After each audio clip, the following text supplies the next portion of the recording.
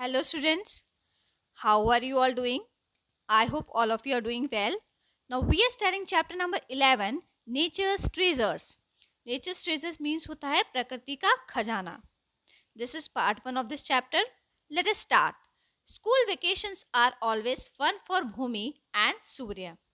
जब भी स्कूल की छुट्टियां पड़ती हैं तो भूमि और सूर्य जो है वो बहुत ज़्यादा खुश हो जाते हैं. This vacation they visit their Ajji grandmother. और इन छुट्टियों में वो लोग अपनी दादी के घर जाएंगे और वो अपनी दादी को बोलते हैं Ajji. Ajji lives in a village on the edge of a forest in the Western Ghats. Ajji जो है वो एक गांव में रहती हैं. जो उनका जो गांव जो है वो वेस्टर्न घाट्स वाले एरिया पे है, जो कि साउथ का पार्ट माना जाता है. और ये जो विलेज है वो जंगल के किनारे है. The air in the village is fresh and cooler then in the city. और इस गांव की जो एयर है वो बहुत ज़्यादा फ्रेश है और बहुत ठंडी है अगर उसको हम सिटी से कंपेयर करें तो. They can see beautiful hills, streams and many interesting plants, animals and birds around them. और जब वो अपने गांव जाते हैं, दादी के गांव, तो वहाँ पे उन्होंने बहुत सुंदर सुंदर से उन्हें पहाड़ देखने को मिलते हैं, झरने देखने को मिले और कई प्रकार के पेड़ पौधे और पक्षियाँ जो है उन्हें आसपास के एरिया में देखने को मिलते हैं. One afternoon, Bhumi and Surya ask Ajji to tell them more about the place. Ajji says, "Children, do you know that this place has several treasures of nature that enrich our lives?" एक दोपहर की बात होती है. भूमि और सूर्य जो है वो अपनी दादी से बोलते हैं कि हमें इस जगह के बारे में बहुत सारी जानकारी दीजिए और भी चीज़ें बताइए. Children, Aji says, children, do you know that this place has several treasures of natures that enrich our lives. तो अजी कहती हैं, बच्चों क्या तुम जानते हो जो जिस प्लेस पे अभी तुम आए हो, यहाँ पे आपको प्रकृति के बहुत सारे खजाने देखने को मिलेंगे और जिससे क्या होता है आपकी लाइफ में समृद्धि बढ़ती है. The pure air is refreshing and the soil is so fertile that it supports a variety of living beings. तो उनकी दादी उनको बताती हैं, जिस जगह पे अभी आप लोग आए हो घूमने के लिए, इस जगह पे आपको जो एयर है वो बहुत ज़्यादा फ्रेश मिलेगी और प्योर मिलेगी. और यहाँ की जो मिट्टी है वो बहुत ज़्यादा फर्टाइल है. फर्टाइल मीन्स उपजाऊ है. इट मीन्स कि जो भी आप यहाँ पे क्रॉप्स लगाते हो वो बहुत ज़्यादा क्वांटिटी में ग्रो करते हैं यहाँ पे. और यहाँ पे विभिन्न प्रकार के आपको लिविंग बींग्स देखने को मिलेंगे. Moreover, this place gets plenty of sunlight which is useful in many ways. और इस एरिया में आपको बहुत ज़्यादा मात्रा में धूप भी दिखाई देगी. Different varieties of trees provide food and shelter to animals, including various birds and insects. और आपको यहाँ पे विभिन्न प्रकार के पेड़ दिखाई देंगे जिनसे कि हमें फूड मिलता है और बहुत सारे एनिमल्स हैं. ये जो पेड़ हैं वो शेल्टर का काम करते हैं और बहुत सारे पक्षी भी आपको यहाँ देखने को मिलेंगे और बहुत सारे जीव जंतु भी देखने को मिलेंगे. Can you think of more such treasures of natures. क्या तुम इसी तरीके से और भी प्रकृति के खजाने के बारे में मुझे बता सकती हो. ये क्वेश्चन जो है ये दादी जो है वो बच्चों से कर रही हैं. Bhumi replies, Aji, we use water for drinking and growing vegetables. तो भूमि बोलती है दादी से कि पानी जो है वो उसका यूज़ हम पीने के लिए करते हैं और सब्जियां जो फसलें जो हैं उनको ग्रो करने के लिए करते हैं पानी का use. Aji says, yes, we need that these treasures for our survival and for making our lives more comfortable. तो अजी जो है उनकी दादी बोलती हैं कि ये जो ट्रेजर्स है, जो पानी जो है वो भी एक प्रकृति का खजाना है और वो हमारे सर्वाइवल के लिए, हमारे जीवन के लिए, हमारा जीवन जीने के लिए और हमें इसकी बहुत आवश्यकता होती है. और इसके बिना हम अपनी हमारी जो लाइफ है वो कंफर्टेबल नहीं बिता पाते. Without these treasures of natures any form of life on earth is not possible. अगर प्रकृति में ये सब खजाने नहीं होंगे तो जो मानव की जो जिंदगी है, ह्यूमन बीइंग की जो जिंदगी है, ये पॉसिबल नहीं होगी. We are all a part of nature. हम सब लोग क्या हैं, प्रकृति के ही भाग हैं, प्रकृति का ही हिस्सा है. ह्यूमन बीइंग्स भी क्या है, वो प्रकृति का हिस्सा है. Ajji explains the importance of air around us and how it is essential for our survival. अज्जी जो है दादी है, जो उनकी दादी हैं बच्चों की, वो उनको बताती हैं कि एयर का भी काफ़ी बहुत बड़ा रोल है हमारी लाइफ के अंदर। उसके बिना भी लाइफ जो है वो पॉसिबल नहीं है, और हमें जीने के लिए एयर बहुत, हमारे सर्वाइवल के लिए एयर काफ़ी एक एसेंशियल रोल प्ले करती है। Late us find out more about air. अब हम एयर के बारे में और ज़्यादा पढ़ेंगे। 11.1 air. One morning, Bhumi and Surya see Ajji performing some breathing exercise. एक सुबह की बात है, भूमि और सूर्य जो है वो अपनी दादी को देखते हैं कि उनकी दादी जो है कुछ व्यायाम कर रही है। अजी asked them to join her. उनकी दादी उनको बोलती है आप भी आओ और आप भी मेरे साथ व्यायाम करो। तो आप देखेंगे ये पेड़ के नीचे उनकी दादी बैठी हुई हैं और वो क्या कर रही हैं, ब्रीथिंग एक्सरसाइज कर रही हैं। She says I am taking deep breaths in and letting them out. वो कहती हैं कि मैं जो है गहरी सांस ले रही हूँ और फिर उसको छोड़ रही हूँ, ब्रीद इन कर रही हूँ और ब्रीद आउट कर रही हूँ। This helps in getting more fresh air in the lungs to stay healthy.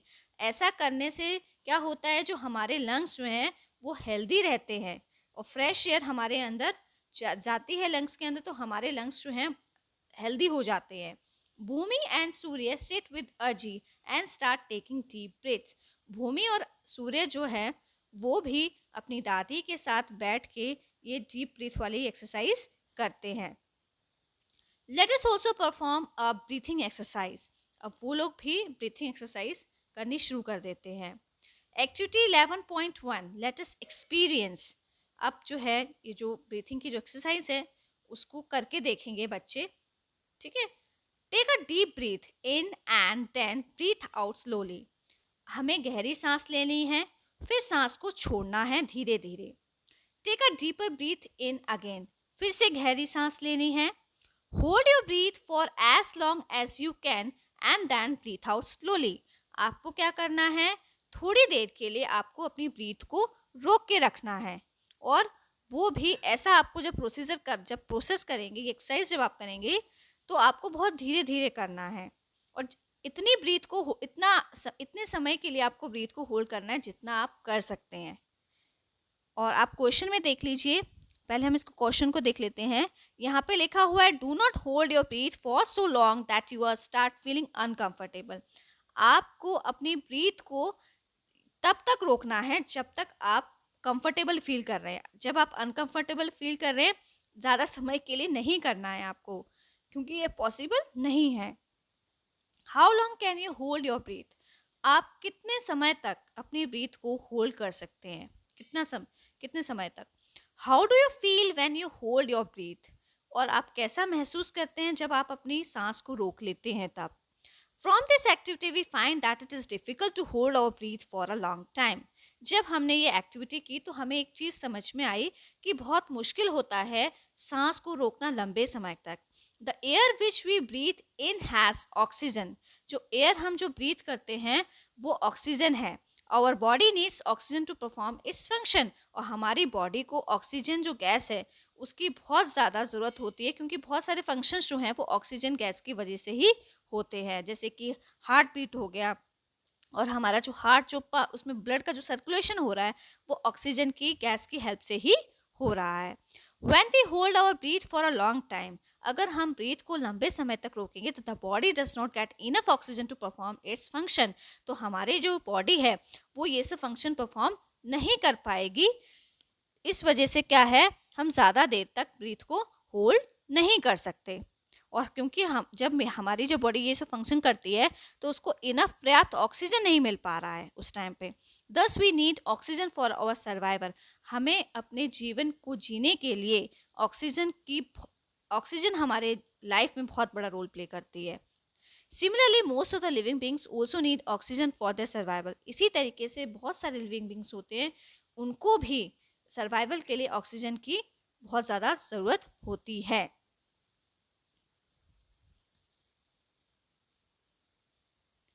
We can survive without food और water for a few days. हम लोग जो हैं वो बिना भोजन के और बिना पानी के कुछ दिनों तक जीवित रह सकते हैं। जब हम फास्ट रखते हैं 1 दिन के लिए, 2 दिन के लिए, तो हम सर्वाइव कर लेते हैं, इजीली सर्वाइव कर लेते हैं, कोई इफेक्ट नहीं पड़ता हमारी हेल्थ को। But we can not survive without oxygen for even a few minutes. लेकिन अगर हमें ऑक्सीजन नहीं मिलेगी तो हम फ्यू मिनट्स के लिए ऑक्सीजन के बिना रह सकते हैं, लेकिन हम बिना ऑक्सीजन के सर्वाइव नहीं कर सकते। जिस तरीके से हम फूड और वाटर के बिना रह सकते हैं, वैसा हम ऑक्सीजन के बिना नहीं रह सकते।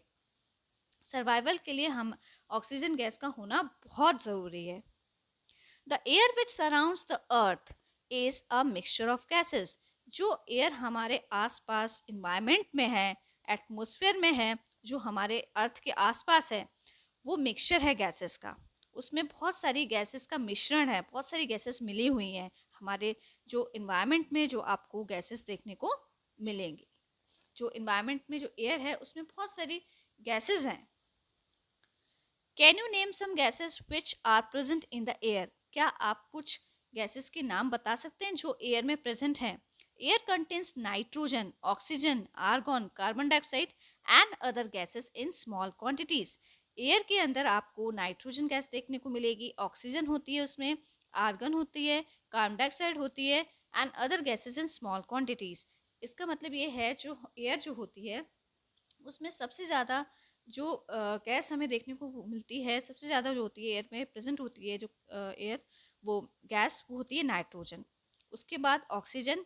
लेकिन जो आर्गन और कार्बन डाइऑक्साइड जो है वो बहुत कम मात्रा में पाई जाती है ये gas. Figure 11.1 gives the composition of air. आप फिगर 11.1 देखेंगे, आपको इसमें कंपोजिशन जो है एयर का पता चल जाए कि हमारी जो एयर है उसमें मिक्सचर ऑफ गैसेस क्या क्या है। There are 100 squares. Out of 100 squares, 78 are occupied by nitrogen, 21 are occupied by oxygen, and 1 by argon, carbon dioxide, and other gases. आपको ये फिगर 11.1 में आपको छोटे छोटे बॉक्स दिए गए हैं, ठीक है। ये जो बॉक्सेस हैं ये 100 स्क्वायर्स दिए गए हैं, इसमें स्क्वायर है, ये जो स्क्वायर है ये 100 स्क्वायर्स हैं। इसमें से 78 जो स्क्वायर्स आप देखेंगे वो नाइट्रोजन गैस के हैं और 21 जो हैं वो ऑक्सीजन गैस के उसने ऑक्यूपाई किया है, और 1 जो है बॉक्स आपको देखने स्क्वायर जो आपको देखने को मिलेगा वो आर्गन गैस का है, उसमें कार्बन डाइऑक्साइड भी है और अदर गैसेस भी मिक्स हैं। कंपोजिशन ऑफ एयर, नाइट्रोजन 78% जिसको ब्लू कलर से शो किया गया है, और ऑक्सीजन रेड कलर से शो किया गया है जो कि 21% है, और पिंक कलर से एक स्क्वायर शो किया गया है जो कि argon, carbon dioxide and other gases को रिप्रेजेंट कर रहा है। Percentage is the number of parts in 100। Percentage क्या है? नंबर ऑफ पार्ट्स को डिनोट करता है 100, उसके जो 100 पार्ट्स हैं, और एक पार्ट जो है वो 1% को डिनोट करता है। It is denoted by the symbol percent, और ये एक बॉक्स जो है वो परसेंट को डिनोट कर रहा है। You notice the presence of air when the leaves of a tree rustle, the clothes hanging on a clothesline sway, or the pages of an open book begin to flutter once a fan switched on. आप देखेंगे air की presence आपको कैसे पता चलती है? आप देखेंगे जब पेड़ से जो उसकी ब्रांचेस जो हैं लीव्स की वो हिलने लगती हैं, उस पर से पत्तियां जो हैं गिरने लगती हैं नीचे की ओर, तो इससे हमें पता है हवा चल रही है, ठीक है। ब्रांचेस हिलने लगती हैं, इससे पता चलता है, और पत्ते गिर रहे होते हैं, हम पता हवा चल रही है। और कपड़े जब हम तार पे रस्सी पे सुखा देते हैं और कपड़े जो हैं वो कपड़े जो हैं उड़ रहे होते हैं, ऐसे मूवमेंट कर रहे, इधर उधर हिल रहे होते हैं, तो हमें पता चलता है कि हवा चल रही है। और the pages of an open book begin to flutter once a fan is switched on. और आप देखेंगे आपकी बुक खुली हुई है और फैन चल रहा है, तो आपके पेजेस क्या होंगे? पलटने शुरू हो जाएंगे। तो इस तरीके से हमें ये पता चलता है कि यहाँ पे प्रेजेंस एयर की है, प्रेजेंस ऑफ एयर यहाँ पे है। Moving air is called wind. चलती हुई जो हवा होती है उसी को हम विंड कहते हैं। Sometimes it blows fast, for example during a storm. कभी कभी देखेंगे आप हवा बहुत तेज चलती है, इसका मतलब क्या है? वो स्टॉर्म के वजह से चल रही है, तूफान आ गया तब हवा बहुत तेज चलती है। And sometimes it blows gently as a breeze, और कभी कभी आप देखेंगे हवा बहुत धीरे धीरे चलती है। तो इसका मतलब क्या होता है, धीरे धीरे, क्योंकि वो ब्रीज कर रही है। It blows gently as breeze, ऐसे वो ब्लो कर रही है जैसे ब्रीज मंद मंद, बहुत धीरे धीरे हवा जो है चल रही होती है। You must have played with a phirki, paper, pen, wheel many times. आप जब छोटे होंगे, चाइल्डहुड वाली स्टेज पे आपने फिरकी बनाई होगी और उससे खेला भी होगा। लेट अस मेक अ फिरकी बाय परफॉर्मिंग एक्टिविटी 11.2। अब हम क्या करेंगे, एक एक्टिविटी करेंगे जिसमें हम आपको ये बताएंगे फिरकी बनाई कैसे जाती है। इसको हमने एक्टिविटी 11.2 में शो किया है। एक्टिविटी 11.2 में आप रीड करेंगे, पहले इसके बारे में पूरा प्रोसीजर जानेंगे कि फिरकी बनाई कैसे जाती है। Let us make and decorate, उसको बनाया कैसे जाता है, फिर उसका यूज़ कैसे हम करते हैं, उसके बारे में जानेंगे। Take a square paper of size 15 centimetre into 15 centimetre. आपको क्या करना है, एक स्क्वायर साइज का पेपर लेना है, वो भी 15 सेंटीमीटर का होना चाहिए, और आपके पास सीजर भी होनी चाहिए, and all pin and a soft stick. और आपके पास सीजर्स भी होनी चाहिए, ऑल पिन भी होनी चाहिए, और एक सॉफ्ट लकड़ी भी होनी चाहिए, स्टिक छोटी सी, चाहे वो झाड़ू की भी सीख ले सकते हो आप, ठीक है। Follow the instruction shown in figure 11.2 to make a firki. आपको इंस्ट्रक्शन को फॉलो करना है जो 11.2 में बता रखे, उस तरीके से आपको फिरकी को तैयार करना है। फर्स्ट स्टेप आप जब देखेंगे, इसमें आपको स्टेप्स भी दिए गए हैं कि पहले आपको कौन सा स्टेप करना है, उसके बाद कौन सा स्टेप फॉलो करना है। तो उसके स्टेप्स को देखे आप फिरकी को बना सकते हैं। फर्स्ट स्टेप में आपको स्क्वायर साइज का आपने पेपर लिया। सेकेंड स्टेप में आपको क्रॉस मार्क करना है, ठीक है, दोनों साइड से आपको क्रॉस का साइन लगाना है। थर्ड स्टेज में आपको जो आपने क्रॉस का जो मार्क लगाया है उनको काटना है। जब काट लोगे उसके बाद फोर्थ स्टेज में आपको क्या करना है, सेंटर पे एक साइड जो है पेपर की उसको पेस्ट कर देना है। तो इस तरीके से जो है आपकी फिरकी बनके रेडी हो जाएगी, जैसे कि आपको फिफ्थ वाले स्टेप में शो किया गया है। आपको फिर इसको जो पेपर है इसको आपको इस स्टिक में चिपका देना है ऑल पिन की हेल्प से। Figure 11.2 phirki. Now you can hold the phirki in your hand and run. आपको क्या करना है, आपको फिरकी को अपने हाथ में पकड़ना है और फिर दौड़ना है। You can also blow air on it. आप जो है जब दौड़ेंगे तो वो जो फिरकी जो है वो हवा की हेल्प से क्या होगी, वो मूव करेगी। What do you observe? क्या आप ऑब्जर्व करेंगे? Does the फिरकी रोटेट? फिरकी क्या करेगी, रोटेट करेगी। जब आप दौड़ोगे आपके साथ साथ फिरकी भी रोटेट करेगी। When you move it a little back and forth, जब आप आगे पीछे मूव करोगे तो भी फिरकी रोटेट करेगी, वो भी घूमेगी जैसे जैसे आप बैक और फोर्थ करोगे। What makes a फिरकी रोटेट? और फिरकी रोटेट क्यों कर रही है? It is the wind that makes a फिरकी रोटेट। फिरकी रोटेट कर रही है हवा की वजह से। हवा की वजह से क्या होता है, वो फिरकी रोटेट करती है जब आप दौड़ रहे होते हैं, जब आप आगे पीछे होते हैं तब। The working of a windmill is similar to that of a फिरकी। और जो विंडमिल है, विंडमिल एक पवन चक्की होती है, ठीक है। विंडमिल जो है ये जो है वर्किंग, अभी हम वर्किंग देखेंगे विंडमिल की, वो भी फिरकी की तरह ही होती है। ये आपको फिगर 11.3 में एक विंडमिल का फॉर्म दिखाया गया है। इसमें आपको विंडमिल लगा हुआ भी दिखाया हुआ, जगह जगह पे देखो आपको। और जो विंडमिल है वो वैसे ही है जैसे कि फिरकी होती है, उसी तरीके की शेप में होती है windmill. Wind rotates the wings of a windmill. और विंड क्या करती है, जो ये विंडमिल है उसके विंग्स को रोटेट करती है। उसकी हेल्प से क्या होता है, ये विंग्स जो है विंडमिल के वो मूव करते हैं। Windmill can be use to run flour mills. और विंडमिल का यूज किसके लिए किया जाता है, जो आटे की चक्की होती है उसको चलाने के लिए किया जाता है। To pull up water from a well, अगर आपको कुएं से, गहरा कुआं है उससे पानी निकालना है तो भी हम विंडमिल का यूज करते हैं। और या फिर हमको इलेक्ट्रिसिटी को प्रोड्यूस करना है, जनरेट करना है, ठीक है, उसके लिए भी हम विंडमिल का यूज करते हैं। In India there are many windmill farms. India के अंदर बहुत सारे विंडमिल फॉर्म्स हैं। A windmill farm is an area that has a large number of windmills. Windmill farm एक एरिया होता है जहाँ पे बहुत सारे, इस तरीके से एक ओपन एरिया होता है और जहाँ पे आपको बहुत सारे विंडमिल जो है वो लगे हुए दिखाई देंगे, जैसा कि आपको फिगर 11.3 में शो किया गया है। विच use the energy of the wind, जिसमें इसमें क्या होता है, एयर की हेल्प से, विंड की हेल्प से क्या होता है, एनर्जी जनरेट होती है, उससे क्या होता है, इलेक्ट्रिसिटी प्रोड्यूस की जाती है। मुपंडल विंड फॉर्म इन तमिलनाडु, आप देखेंगे मुपुपंडल जो है, मुपुपंडल जो विंड फॉर्म है ये तमिलनाडु के अंदर है। Jaisalmer wind park in Rajasthan and Brahmanvel wind farm in Maharashtra. ये 3 प्रकार के हमने विंड फॉर्म देखे जो कि अलग अलग स्टेट्स में हैं। Are some of the leading windmill farms in our country, जो कि हमारे कंट्री के अंदर हैं। Find out more other windmill farms in our country, और आप ऐसे ही और भी विंड मिल के जो फॉर्म्स हैं उनके नाम बता सकते हैं। कुछ विंड मिल के जो फॉर्म्स हैं के जो नाम है वो मैं आपको बता रही हूँ। कयाथार विंड फॉर्म जो है ये तमिलनाडु के अंदर है। एनरकॉन विंड फॉर्म जो है हिंदुस्तान लिमिटेड का है, जो कि कर्नाटका के अंदर लोकेटेड है।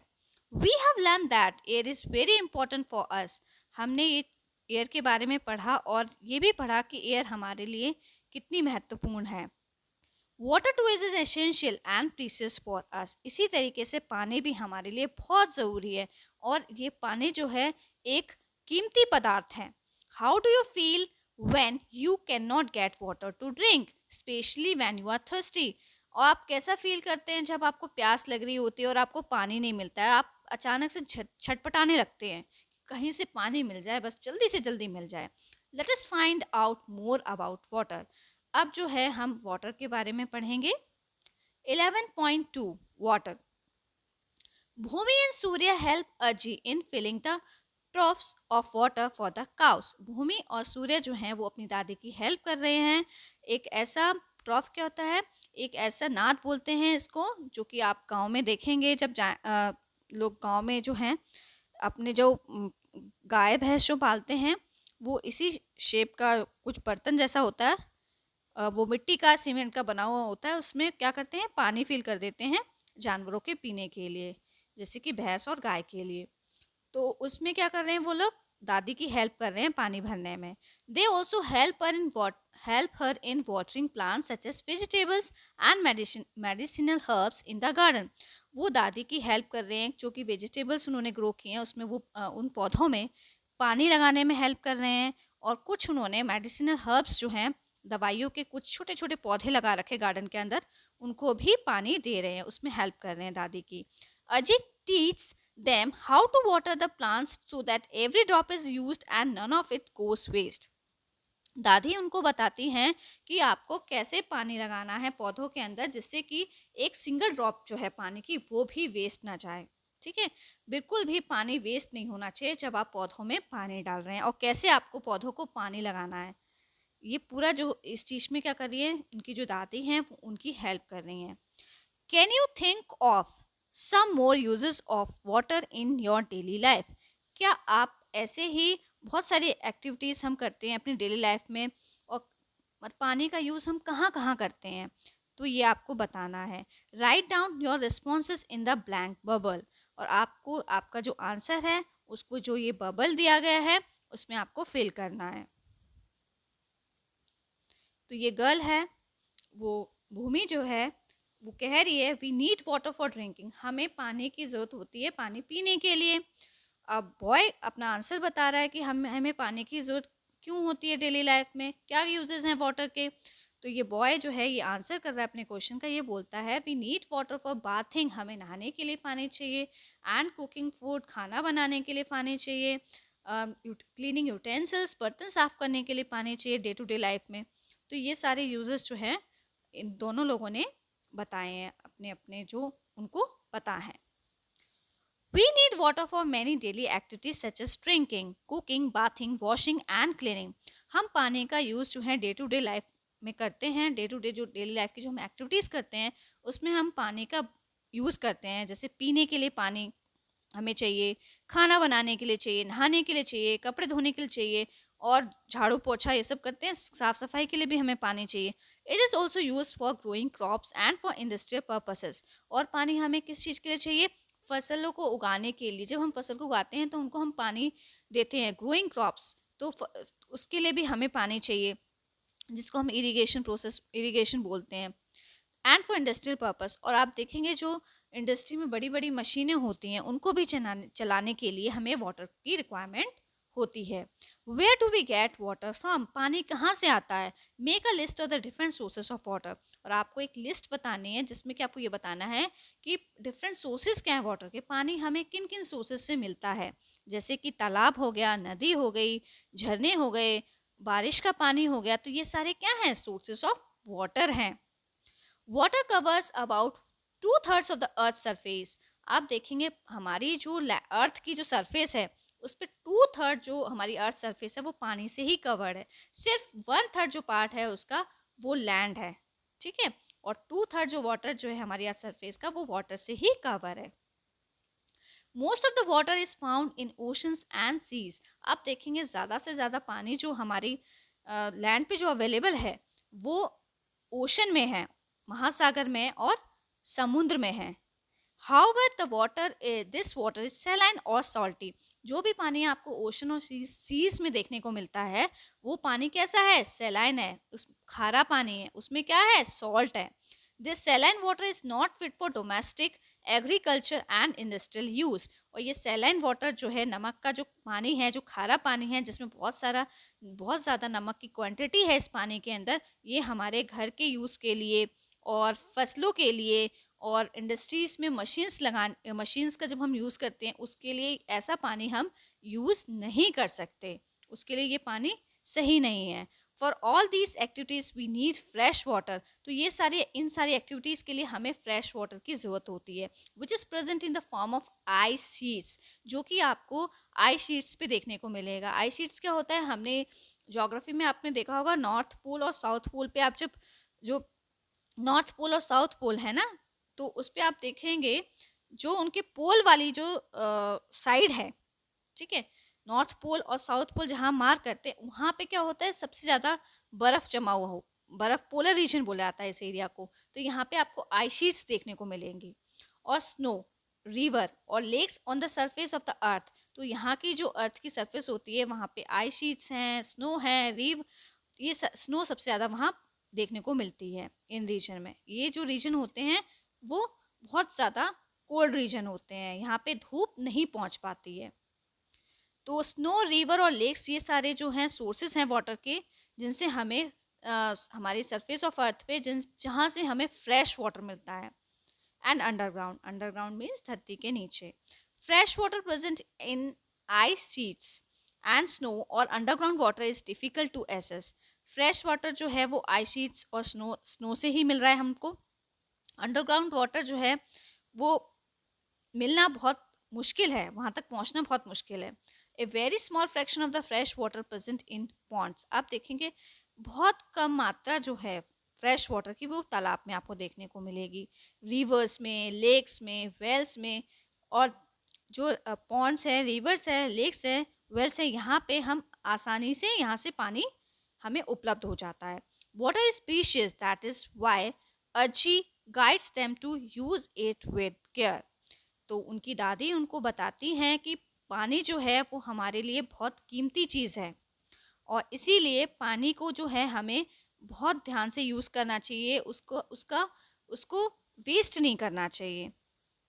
Do you feel that water is being used efficiently in our daily activities? क्या आप ऐसा महसूस करते हैं कि पानी का यूज़ जो है वो हमें एफिशिएंटली करना चाहिए अपने डेली एक्टिविटीज़ में? मीन्स कि बहुत सोच समझ कर करना चाहिए। Have you ever observe water being wasted in your daily activities?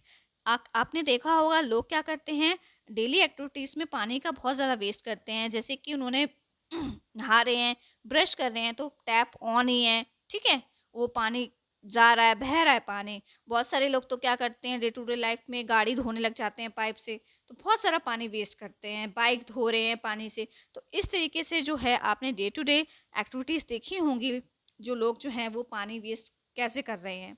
Late us find out activities where water is wasted and know how this waste can be reduced. और आप देखेंगे बहुत सारी एक्टिविटीज़ आपने देखी होंगी जहाँ पे पानी को वेस्ट किया जाता है और इस वेस्ट को हमको कैसे कम करना है। तो एक्टिविटी 11.3 अभी हम देखेंगे, लेट अस फाइंड आउट। इसमें भी हम जो ये एक्टिविटी जो है हमें ये भी पानी वेस्टेज ऑफ वाटर से ही रिलेटेड है। Fill the column second and column third in table 11.1। इसमें हमें कॉलम सेकेंड और कॉलम थर्ड को फिल करना है टेबल 11.1 में। तो इसमें कॉलम 1 में आपको एक्टिविटी दी गई है और कॉलम 2 में आपको ये दिया गया है कि पानी कैसे वेस्ट हो रहा है, हाउ इज वाटर वेस्टेड, कैसे हम पानी को वेस्ट कर रहे हैं। कॉलम 3 में ये बताया है suggest ways to reduce wastage of water, किन किन क्या क्या तरीके हमें अपनाने चाहिए जिससे कि पानी वेस्ट ना हो। तो फर्स्ट एक्टिविटी हम इसमें देखेंगे hand washing. Hand washing means जब हम हाथ धो रहे होते हैं तो हम क्या करते हैं, टैप को खुला छोड़ देते हैं और इससे क्या होता है पानी जो है वो बहता रहता है। जब हम सोपिंग करते हैं तो टैप लेफ्ट और वाइल सोपिंग, तो इसमें हम लिखेंगे रीज़न लिखेंगे हैंड वॉश करते समय तो कैसे पानी वेस्ट हो रहा है। Tap left by tap left through, जब हम सोपिंग से हैंड को रब कर रहे हैं उस टाइम पे। We left the tap open while rubbing our hands with soaps. और क्या तरीका है हमें to reduce the wastage of water, क्या करना चाहिए हमें, turn off the tap, tap को बंद रखना चाहिए जब हम अपने हैंड्स पे सोप को रब कर रहे हैं उस टाइम पे। नेक्स्ट है वॉशिंग क्लोथ्स। क्लोथ्स को धोते टाइम हम कैसे पानी वेस्ट करते हैं, हम क्या करते हैं जो एक्सेस ऑफ वाटर जो होता है वो उसको वेस्ट करते हैं। जैसे हमने कपड़े धो लिए तो उस पानी को हम फेंक देते हैं, उस पानी का हम यूज़ और भी चीज़ों पे कर सकते हैं। जैसे हमें बाथरूम साफ़ करना है तो वहाँ वो पानी डाल के साफ़ कर सकते हैं। तो आपको एक मेथड बताना है किस तरीके से हम इसको रोक सकते हैं। Her efficient use reuse of water, हमको रीयूज़ करना चाहिए उस पानी का, इस तरीके से हम उस पानी को रिड्यूस कर सकते हैं इसका wastage of water. Washing utensils, जब हम बर्तन धोते हैं तब कैसे कर सकते हैं, कैसे होता है पानी waste. Continuous flow of water, continuous flow of water होता है जब हम क्या कर रहे होते हैं, बर्तन को सोप से स्क्रब कर रहे होते हैं। Continuous flow of water while scrubbing. और वेस्टेज ऑफ वाटर को कैसे रिड्यूस करेंगे, turn off the tap, tap को हम बंद कर सकते हैं फिर उसको हम ऑन कर सकते हैं जब हमें ज़रूरत होगी तब। नेक्स्ट है आपका टेकिंग शावर। जब हम शावर ले रहे होते हैं तभी क्या होता है, बहुत से लोग क्या करते हैं शावर को ऑन कर देते हैं और बहुत सारा पानी जो है उसमें से वेस्ट हो रहा होता है। तो उसके लिए हमें क्या करना है, उसके लिए हमें बकेट में फिल करके बात करना है। अगर शावर को यूज़ भी करना है तो थोड़ी देर के लिए यूज़ करना है, ये नहीं कि आप लॉन्ग टाइम तक आप उसका यूज़ कर रहे हैं। तो इससे क्या हो रहा है, वेस्टेज ऑफ वाटर हो रहा है। कुकिंग के लिए देखिए, जब हम कुकिंग करते हैं तो पानी कैसे वेस्ट होता है। जब हम कुकिंग करते हैं तो ओवर यूज़ ऑफ वाटर, बार बार हम क्या करते हैं, कोई भी चीज़ है, पानी है या पानी को बॉईल कर रहे हैं बहुत देर तक और बार बार जैसे हमने राइस धोए तो उसको हमने कम से कम इसी प्रोसेस को हम 7 to 8 टाइम्स कर रहे हैं, ठीक है। तो इसी मेथड से क्या होता है, इसी तरीके से क्या होता है, जब हम कुकिंग करते हैं तो पानी इस तरीके से वेस्टेज होता है। सब्जियों को धो रहे हैं तो ज़्यादा देर तक हमने टैप ही ऑन कर दिया, उसको बंद ही नहीं कर रहे हैं। और ways to reduce wastage of water, क्या वेस्ट हम बताएंगे इसके लिए हम वेस्ट बताएंगे यूज़ मिनिमम ऑफ वाटर, आपको कम से कम पानी यूज़ करना है इस टाइम पे, कुकिंग के टाइम पे। नेक्स्ट देखेंगे हम गार्डनिंग। गार्डनिंग में क्या होता है, गार्डनिंग में हम ओवर वाटरिंग कर देते हैं प्लांट्स को, पौधों को पानी जब हम लगाते हैं तो जितना चाहिए उससे ज़्यादा उसमें पानी हम चलाते ही रहते हैं, पाइप कंटिन्यूसली हमारा पाइप जो है पानी पौधों में लगा रहता है। और इसको हम कैसे रिड्यूस कर सकते हैं, स्प्रिंकलर्स का यूज़ करते हैं, ड्रिप इरिगेशन का यूज़ कर सकते हैं। यहाँ पे ब्रशिंग टीथ, ब्रशिंग कर रहे होते हैं जब हम टीथ, तब कैसे पानी को हम वेस्ट करते हैं, हम क्या करते हैं टैप को ऑन करके छोड़ देते हैं, ठीक है। जब तक हम ब्रश करते रहते हैं तब तक टैप रनिंग करता रहता है, चलते रहता है, ऑन रहता है। तो इस तरीके से क्या हो रहा है, पानी का वेस्टेज हो रहा है। तो हमें टर्न ऑफ कर देना चाहिए टैप को, जिससे कि रिड्यूस हो जाए wastage of water. What conclusion can you draw from the information you gathered in the table? क्या कंक्लूजन आपको समझ आती है, जो इन्फॉर्मेशन आपको इस टेबल में दी गई थी उससे आपको क्या समझ में आया। What can you and your family do to reduce this wastage of water? आपको और आपकी फैमिली को क्या करना चाहिए इस ऐसे वेस्टेज ऑफ वाटर को कम करने के लिए। There are many ways to reduce wastage of water. बहुत सारे तरीके हैं जिससे कि हम वेस्टेज है जो है पानी का उसको कम कर सकते हैं। For example turning of taps, हम पानी का जब यूज़ कर रहे हैं तभी हम टैप को ऑन करें और बाकी टाइम पे हम टैप को क्या कर दे, ऑफ कर दे। when not in use and fixing water leakages, और जैसे कहीं बार क्या होता है कि वाटर का लीकेज होना शुरू हो जाता है टैप से, तो इस चीज़ को भी हमें जल्दी से जल्दी इस प्लम्बर को दिखाना चाहिए। Recycling water and water harvesting also help in saving water. Recycling करना, वाटर को पानी का यूज़ बार बार यूज़ करना, और वाटर हार्वेस्टिंग मीन्स जैसे कि कहीं से पानी आ रहा है तो उसको स्टोर करके लिख लेना। तो ये सारी प्रोसेस जो है, ये सारे मेथड्स जो हैं वो हमें हेल्प करते हैं पानी को सेव करने में, पानी का संरक्षण करने में। Our country is blessed with numerous rivers, streams and lakes. हमारे देश में विभिन्न प्रकार की नदियां हैं, मतलब बहुत सारी नदियां हैं, और आपको झरने बहुत सारे देखने को मिलेंगे, बहुत सारे लेक्स देखने को मिलेंगी। तो हमारी कंट्री में हमें प्रकृति ने बहुत सारी नदियाँ, झरने, तालाब, बहुत झीलें, ये सब चीज़ें बहुत दी हैं। Have you ever notice plastic bags and rappers floating on the surface of water? क्या कभी आपने प्लास्टिक की पन्नी जो होती हैं और जो हम लोग खाते हैं, रैपर्स होते हैं बिस्किट्स के या जो भी स्नैक्स वगैरह होते हैं, उनके जो रैपर्स हैं वो हम रिवर्स में फेंक देते हैं या पानी में फेंक देते हैं। We pollute fresh water sources by throwing trash waste materials in them. तो हम ऐसे क्या करते हैं, हम क्या करते हैं, जो फ्रेश वाटर होता है उसमें ये सारी चीज़ें डाल देते हैं। इससे क्या होता है, जो हमारा पानी है वो पोल्यूटेड हो जाता है। Waste from homes and industries pollute our water sources when it is dump into them. अब देखेंगे कि कहीं भी आप देखें, कहीं कहीं कहीं जगह ऐसा होता है जहाँ पे नदी होती है वहीं इंडस्ट्रीज होती हैं, तो उनका सारा जो मशीन्स से जितना भी वेस्टेज प्रोड्यूस हो रहा है इंडस्ट्रीज से, ठीक है, तो वो सारा जो है ऑयल है, जो भी चीज़ें हैं, वो सारा जो वेस्टेज जो इंडस्ट्री से निकल के आ रहा है वो सारा किस में जा रहा है, वो नदी के अंदर जा रहा है या लेक्स के अंदर जा रहा है। तो इस तरीके से क्या हो रहा है, वहाँ का पानी भी पोल्यूटेड हो रहा है। तो हमें ऐसा नहीं करना चाहिए। Identify other human activities that lead to water pollution. और भी बहुत सारी ह्यूमन एक्टिविटीज हैं जिसकी वजह से वाटर का पोल्यूशन होता है। Discuss with your friends in the class what you can do to reduce water pollution. तो ये आप अपने फ्रेंड्स के साथ क्लास में भी डिस्कस कर सकते हैं, और ये भी डिस्कस कर सकते हैं कि हमें ये वाटर पोल्यूशन को कैसे हम कम कर सकते हैं। तो उसके आप मेजर्स डिस्कस कर सकते हैं। Polluted water is not fit for consumption by living beings. तो पॉल्यूटेड वाटर जो है वो लिविंग बींग्स के कंजप्शन के लिए सही नहीं है, ठीक है। वो इससे क्या होता है, बीमारियां फैलती हैं। जितने भी अगर कोई लिविंग बींग्स इसको कंज्यूम करेगा तो उससे क्या होगा, उसको बहुत सारी डिजीज भी हो सकती हैं। As freshwater sources are limited, there is a shortage of water in many parts of India. जैसे कि फ्रेश वाटर के सोर्सेज जो हैं वो सीमित हैं, तो इसी वजह से आप देखेंगे आपको पानी की शॉर्टेज देखने को मिलेगी। बहुत सारे पार्ट्स हैं इंडिया के, वहाँ पे पानी की बहुत कमी है।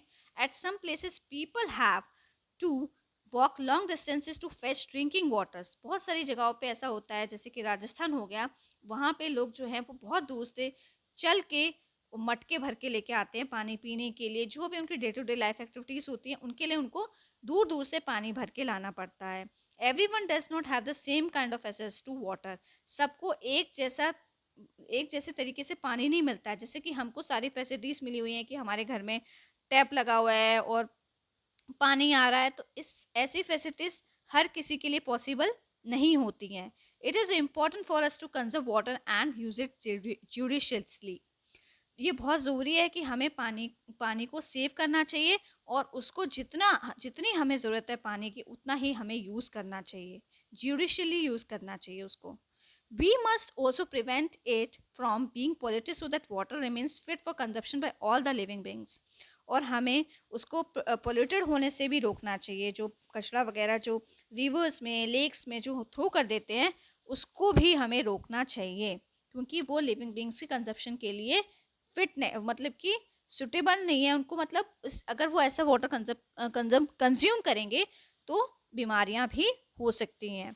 In what veg can you conserve water? किस तरीके से आप पानी का संरक्षण कर सकते हैं, कैसे पानी को सेव कर सकते हैं, तो उनके मेथड्स के बारे में हम जानेंगे। Water harvesting is one of the methods for conserving water. Water harvesting जो है वो एक तरीका है पानी को संरक्षण करने का, पानी को सेव करने का। वाटर हार्वेस्टिंग क्या होता है? पानी को इकट्ठा करना। In many buildings rain water is collected and stored in large quantities for later use. आप देखेंगे बहुत सारी बिल्डिंग्स होती हैं, मतलब लोग इस तरीके से घर बनाते हैं कि एक ऐसा टैंक जैसा बनवा लेते हैं जिससे कि रेन का वाटर जो है वो स्टोर हो सके, और रेन वाटर कलेक्ट हो जाता है, फिर वो उसको उसका बाद में रीयूज कर लेते हैं उस वाटर का। This is called rain water harvesting. Rain water harvesting क्या होता है? हमारे घर जो हमारा जो घर बनाता है उसकी छत में जो पानी आता है तो वो पाइप के जरिए पास ऑन होके एक ऐसा टैंक सा बनवा लेते हैं अपने घर के पास, तो उसमें जाके वो पानी जो है वो कलेक्ट हो जाता है। तो इसी को हम बोलते हैं रेन वाटर हार्वेस्टिंग। फिगर 11.4 ए में आपको देखो रेन वाटर हार्वेस्टिंग की पिक्चर शो की गई है। इससे आपको समझ में आ रहा होगा कि कैसे जो है पानी जो है वो एक जगह स्टोर हो रहा है। Do you know that rainwater is also harvested in many homes, residences, societies और schools? आप देखेंगे रेन वाटर को जो है संरक्षण करके, सेव करके जो है वो लोग घरों में भी रखते हैं, और अच्छी अच्छी सोसाइटी में भी लोग जो है वो रेन का जो वाटर है उसको हार्वेस्ट करते हैं, उसको स्टोर कर लेते हैं। स्कूल्स में भी करते हैं, इस तरीके के टैंक बना दिए जाते हैं जिससे कि उसमें पानी जो है वो स्टोर हो जाता है। और ये it is an old age practice in India, और ये बहुत समय से ये जो प्रैक्टिस है वो इंडिया के अंदर चल रही है। For example step wells 11.4 b में आपको फिगर 11.4 बी आप देखिए, यहाँ पे आपको स्टेप वेल्स दिखाया है कि कैसे स्टेप वेल्स होते हैं, उनमें कैसे पानी को स्टोर किया जाता है। ये बावड़ी जो है जिसको तोरची का झालरा बोला जाता है, ये कि जोधपुर इन राजस्थान के अंदर है, इसमें कैसे इन लोगों ने पानी को स्टोर किया है। For example, step wells, commonly known as Bawdi in Rajasthan and Vav in Gujarat, are built for water harvesting as a response to the scarcity of water in these regions. तो आप देखेंगे बावड़ी जो है राजस्थान में जो जिसमें पानी को स्टोर किया जाता है उसको बावड़ी बोलते हैं। एक स्टेप वेल बनाया जाता है उसको बावड़ी बोलते हैं, और वाव जो है वो गुजरात में बोलते हैं जहाँ पे वाटर को हार्वेस्ट किया जाता है, क्योंकि वहाँ पे पानी की बहुत ज़्यादा कमी होती है ऐसे रीजन्स में, तो वो लोग इस पानी का यूज़ करते हैं। These step wells have a unique system of water harvesting। और ये जो step wells होते हैं, ये जो कुएं जैसे ऐसे बना देते हैं, इसमें पानी स्टोर कर लेते हैं, उनका अलग ही तरीके का कोई सिस्टम होता है। They store not only rain water but also water seeping from nearby lakes, ponds and rivers। आप देखेंगे वो सिर्फ ये इसमें जो पानी जो है सिर्फ रेन से ही कलेक्ट नहीं हो रहा है, ये रेन वाटर ही इसमें कलेक्ट नहीं होता इन स्टेपल्स के अंदर। इनके अंदर आप देखेंगे कहीं लेक से अगर थोड़ा सा भी पानी अगर धरती से रिस रहा है, या पॉन्ड से, रिवर से, वहाँ से भी ये लोग कनेक्ट करके पानी जो है इसमें स्टोर कर लेते हैं। They store not only rainwater but also water seeping from nearby lakes, ponds and rivers. The walls of the trenches, long deep holes dug in the ground, और वो दीवार के अंदर इतने बड़े बड़े होल्स कर लेते हैं उस ग्राउंड के अंदर, are line with blocks of stones that allow seepage of water. तो उससे क्या होता है, ऐसा सिस्टम क्रिएट कर लेते हैं कि जो पानी जो है वो आराम से उसके अंदर स्टोर हो जाता है। बहुत जो गहरा गड्ढा खोद लेते हैं, उससे क्या होता है, और ब्लॉक्स कुछ पाइप वगैरह डाल के ना, तो उससे क्या होता है पानी इजीली इसमें स्टोर हो जाता है। That allow seepage of water, जैसे जो जो पानी कहीं से पॉन्ड से या लेक से कहीं से भी थोड़ा सा वो उसमें होल वोल करके उससे पूरा जो पानी जो है वो कुछ कनेक्ट करके इसमें स्टोर कर लेते हैं, ये इस तरीके के स्टेप वेल में। Find traditional water harvesting practices in your locality. आप देखेंगे इस तरीके की आप ट्रेडिशनल जो वाटर हार्वेस्ट करने की जो प्रैक्टिस है आपके एरिया में देखने को मिलती है कि नहीं मिलती है। Discuss with your teachers and parents to learn more about it. और ये आप अपने टीचर्स के साथ भी डिस्कस कर सकते हैं कि और कौन कौन से मेथड्स होते हैं, मतलब और कौन किस प्रोसेस के ज़रिए हम जो है वाटर जो है वो कलेक्ट कर सकते हैं। पहले ज़माने के जो लोग थे ओल्डन एज में, वो लोग कैसे पानी को हार्वेस्ट करते थे, रेन वाटर को किस तरीके का, मतलब उनके पास बर्तन होते थे उसमें वो पानी को स्टोर करते थे। ये सब आप अपने टीचर से और अपने पेरेंट्स से भी डिस्कस कर सकते हैं। Do you no world water day is observe on 22 March every year. आप देखेंगे वर्ल्ड वाटर डे जो है ये इसको ऑब्जर्व किया गया था 22 मार्च एवरी ईयर जो है हम वर्ल्ड वाटर डे सेलिब्रेट करते हैं। और इसकी इम्पोर्टेंस क्या है, फाइंड आउट इट्स इम्पोर्टेंस। इसकी इम्पोर्टेंस ये है कि लोगों को जागरूक करना, वाटर को कैसे हमें सेव करना है और वाटर का हमें वेस्टेज नहीं करना है। तो इसलिए जो है हम लोगों ने एक डे सेलिब्रेट जो है इसको एक डे जो है वो उसके लिए सेलिब्रेट करते हैं हम लोग, जिसको हम बोलते हैं वर्ल्ड वाटर डे, जो कि 22 मार्च हर साल और सेलिब्रेट किया जाता है लोगों को जागरूक करने के लिए। In the chapter a journey through states of water, जो चैप्टर था a journey through states of water, जिसमें हमने सॉलिड लिक्विड गैसेस सबके बारे में पढ़ा था। तो उसमें हमने ये भी पढ़ा था कि एवापोरेशन की प्रोसेस, कंडेंसेशन की प्रोसेस, ये सब कुछ हमने उसके अंदर पढ़ा था। We have learn about water cycle, तो हमने उसमें वाटर साइकिल के बारे में भी पढ़ा था। Where the sun plays an important role in evaporation of water, जहाँ पे सन जो है काफ़ी अच्छा रोल प्ले करता है एवापोरेशन ऑफ वाटर के लिए। कैसे जो हमारा जो पानी है वो भाप बन के उड़ जाता है, तो वो क्यों हो रहा है, वो सन की वजह से हो रहा है। सन की वजह से जो पानी जो है वो भाप बन के उड़ जाता है। Have you ever observed your mother or grandmother cut raw mangoes and expose them to the hot sun for several days to dry?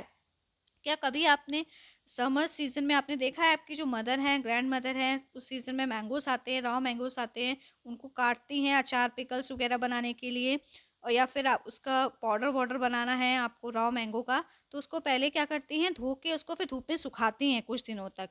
जब वो सूख जाते हैं फिर उनका वो पाउडर भी बना सकते हैं। उसको पाउडर के लिए बनाने, मतलब जिसको हम आमचूर बोलते हैं, तो ड्राइंग आमचूर पाउडर जिसे हम बोलते हैं, उसके लिए भी हम इसका रॉ मैंगोज़ का यूज़ करते हैं। या फिर पिकल्स हमें बनाना है तो उसके लिए भी हम क्या करते हैं, सबसे पहले उसको धो के धूप में सुखाते हैं, जिससे ताकि इसके अंदर थोड़ा सा भी मॉइस्चर ना रहे। अगर मॉइस्चर रहेगा फिर हम पिकल बनाएंगे तो उससे जो पिकल है वो हमारा जल्दी ख़राब हो जाएगा। तो ये जो प्रोसेस जो हो रही है, तो वो किसकी वजह से हो रही है, वो हो रही है सन की वजह से। Let us explore more about the energy from the sun.